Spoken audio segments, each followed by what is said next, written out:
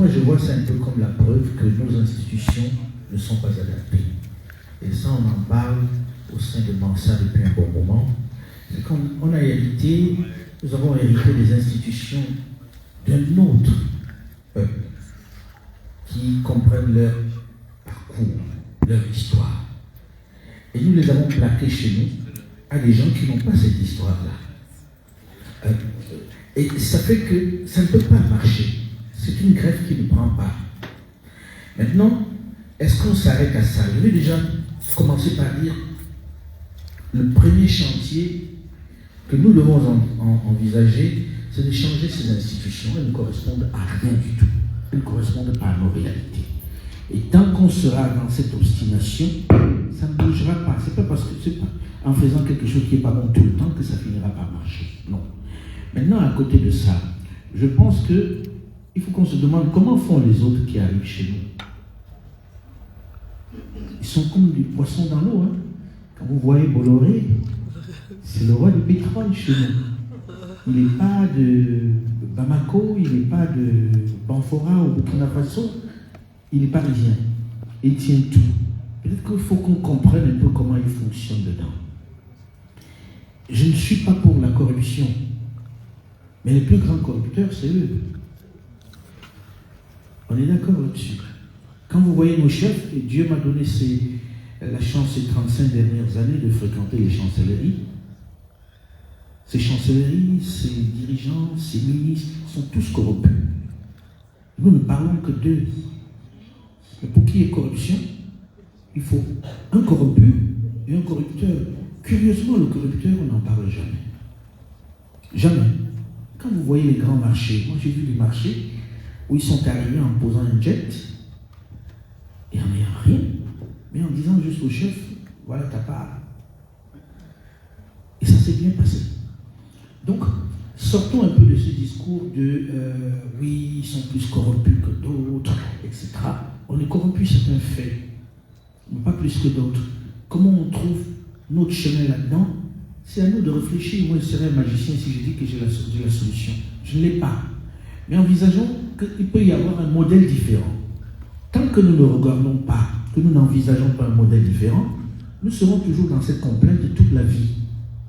Je prends un exemple, je finis là-dessus. Moi, j'aime la démonstration par l'exemple. On est entré dans un environnement où, quel que soit ce qu'on va faire, ces gens-là vont voler.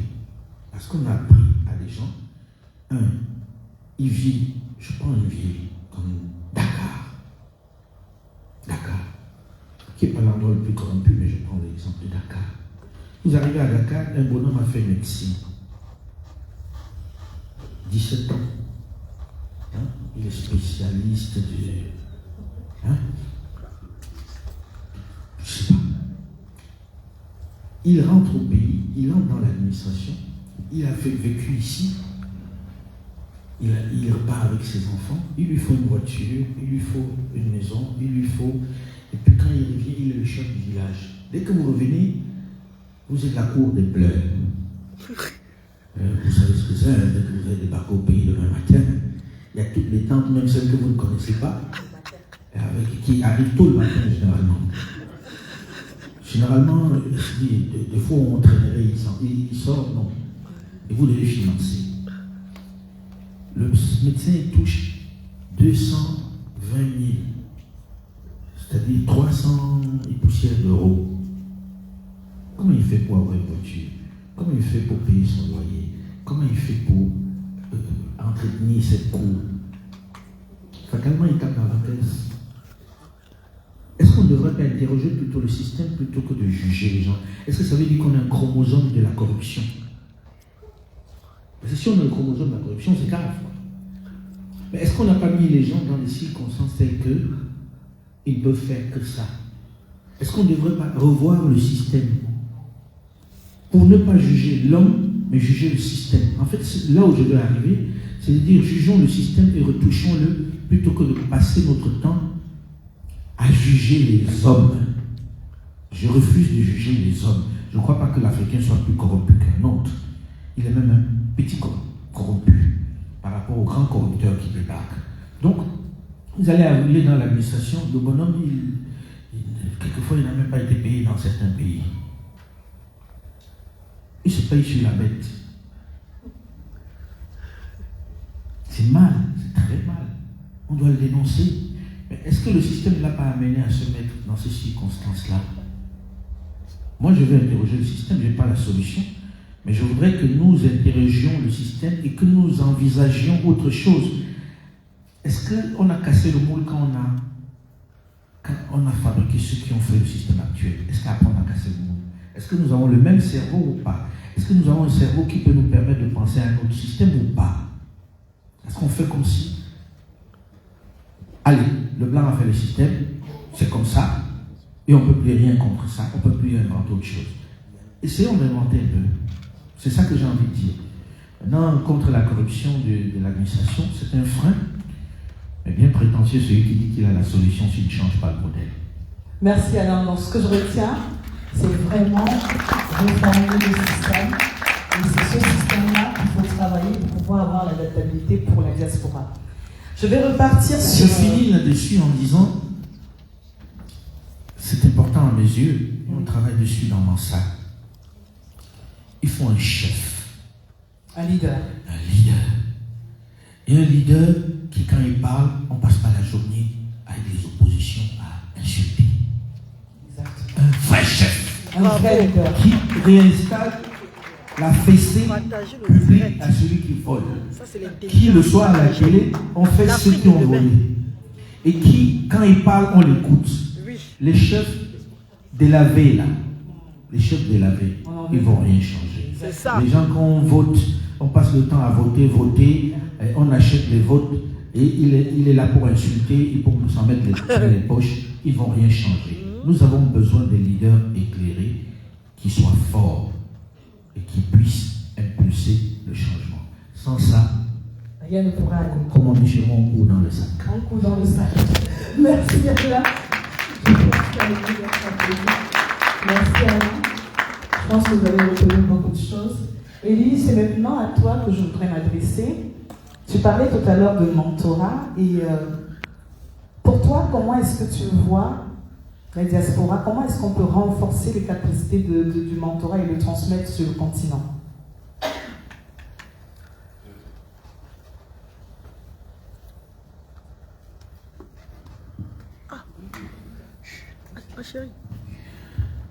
Merci Majorette pour la question. Je pense le travail que nous avons fait ici auprès de cette diaspora, comme je vous ai dit tout à l'heure, on a un réel problème de compétences sur le terrain. Même quand bien souvent il y a des moyens financiers et une volonté peut-être institutionnelle ou politique de pouvoir faire des choses, des fois il nous manque des compétences pour transformer, il nous manque d'intelligence. Et aujourd'hui, cette compétence-là se trouve très souvent en diaspora. Mais le problème, c'est savoir où trouver cette compétence et si cette compétence, on peut mettre les moyens nécessaires pour qu'elle puisse aller sur le continent et donner son savoir, faire au moins un transfert de compétences. Former les jeunes pour qu'ils puissent prendre le rêve. Il y a beaucoup parmi vous ici qui avaient des compétences qui manquent sur le continent. Comment faire en sorte que vous pouvez donner un peu de votre temps pour aller sur le continent et former ces bonnes volontés?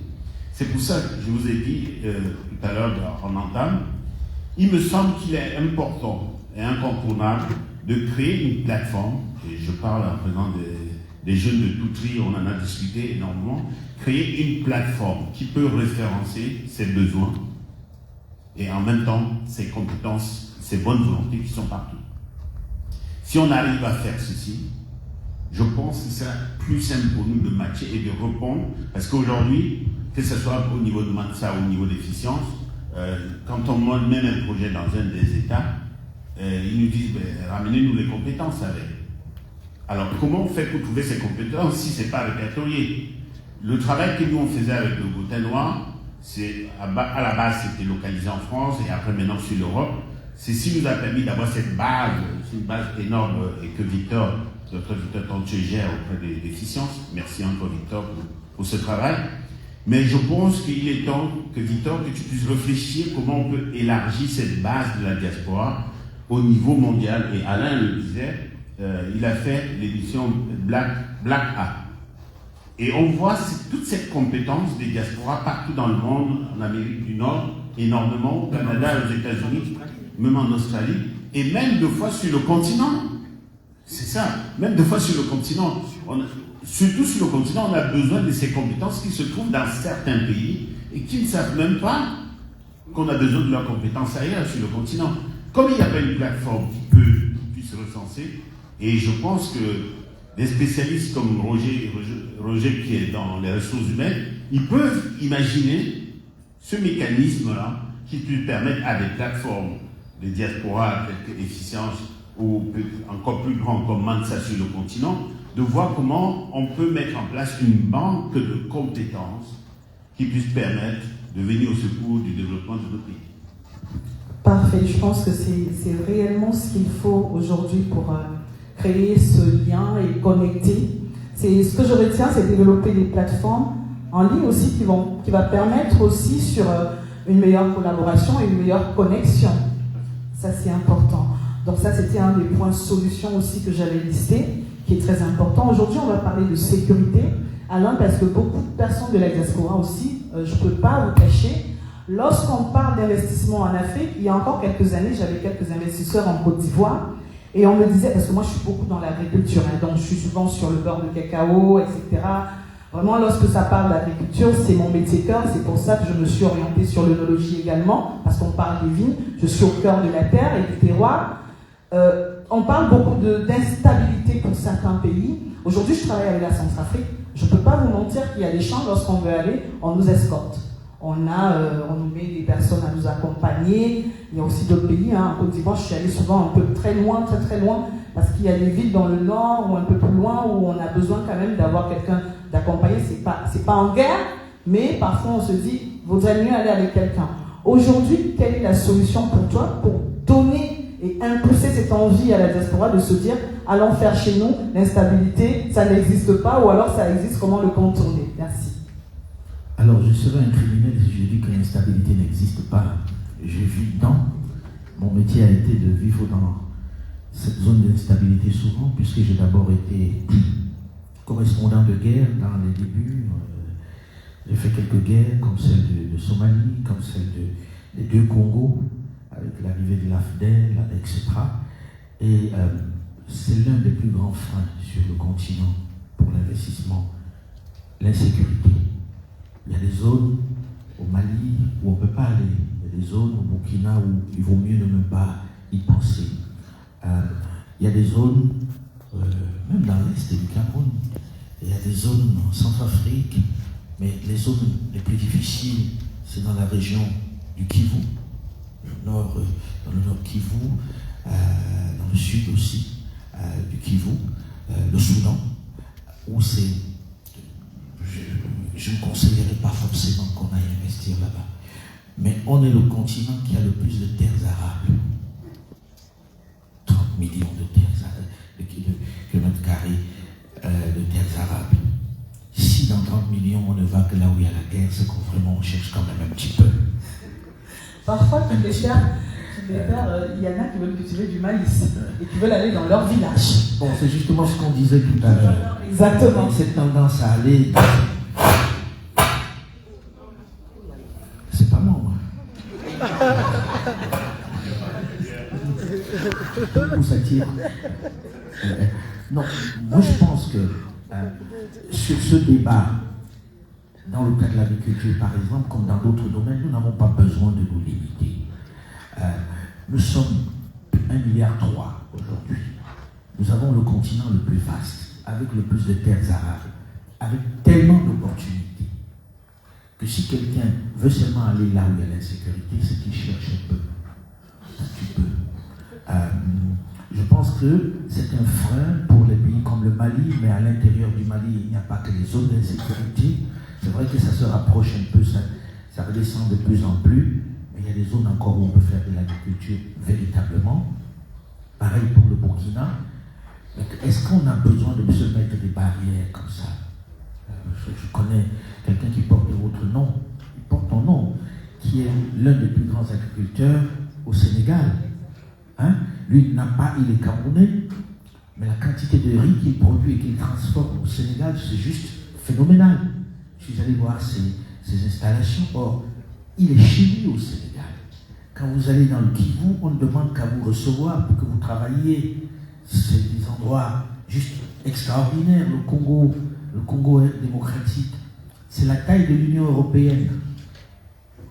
La taille de l'Union européenne, avec moins de 100 millions d'habitants.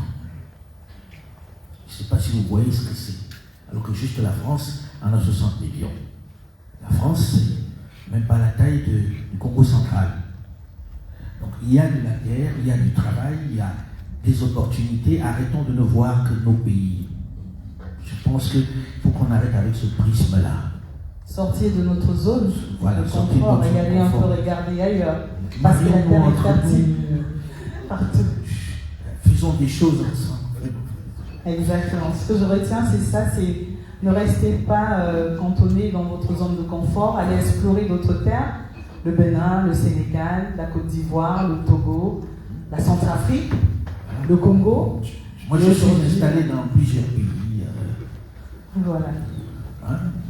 Et je suis bien content de ne pas être juste au Cameroun parce que c'est déprimé. On va continuer peut-être avec la salle, parce que je pense qu'il bouillonne de questions à vous poser. Et ce serait bien qu'ils prennent la parole. Mais avant, je voudrais remercier nos exposants qui sont venus. N'hésitez pas surtout, après la conférence, de faire un tour. Il y a également notre partenaire Orange Money Europe qui est présent, qui vous dira un petit mot tout à l'heure. Mais avant, je voudrais passer aux questions-réponses. N'hésitez pas à poser vos questions. Comme on est dans la réclame, parce que oui. On est dans la réclame. Je voudrais juste dire que moi aussi je suis partenaire, parce qu'on ne m'a pas payé. Oui, effectivement.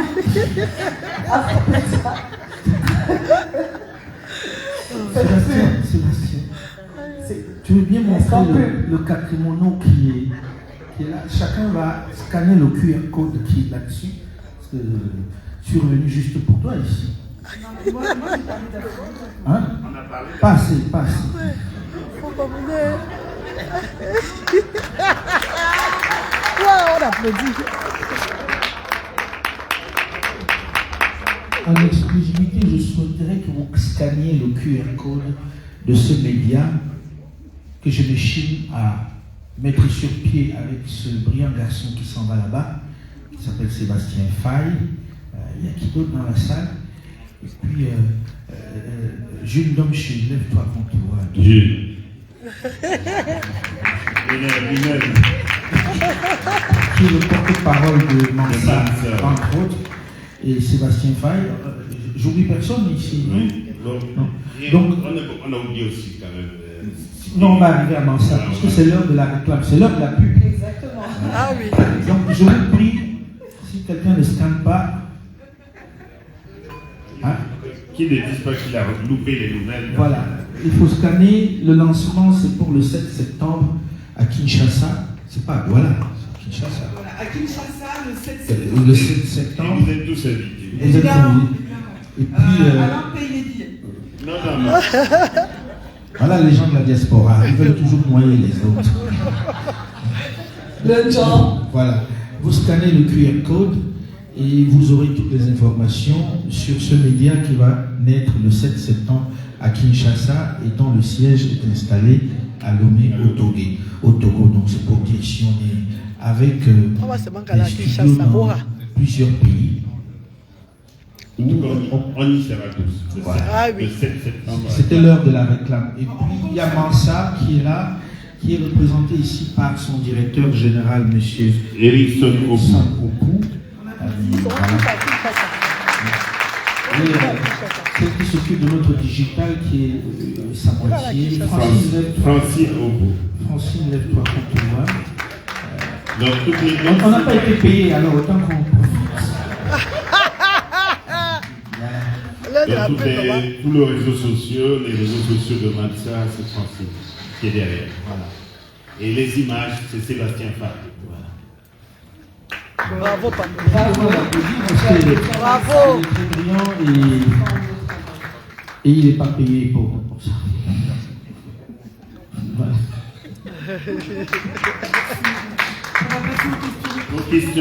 On va passer aux questions-réponses et ensuite on invitera le directeur commercial Orange Money Europe venu nous dire un petit mot et surtout le remercier de nous avoir accompagnés pour cet événement. Merci. Ah, une question.